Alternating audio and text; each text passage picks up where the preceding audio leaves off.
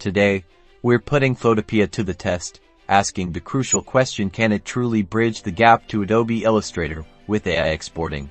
Alright, let's dive in. First things first. We need a vector graphic to play around. Within Photopea, I've quickly created a simple design with basic shapes and colors, something to test with. Make sure your desired design in Photopea is fully complete, then go to the File menu.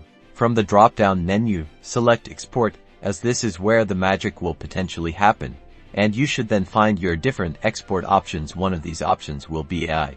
Click on AI to bring up the export options here. You will see a few settings to fine-tune your file. The important consideration is the file format specifications, which you can usually leave at the default settings. Remember, while you can adjust these settings to suit your needs, exporting with the default settings provides the most compatibility. Now, let's see if Photopea did the job. Time to import the exported AI file into Adobe Illustrator. Open Illustrator and import the file into a new document. If all goes according to plan, and it usually does, your vector design should open seamlessly, preserving all the shapes and colors, and be fully editable. This is what it should like. We want perfect vector transfer, no blurry edges, no rasterization. The edges of each component should have clean vector lines. Congratulations! You've successfully exported a Photopea vector design into Adobe Illustrator.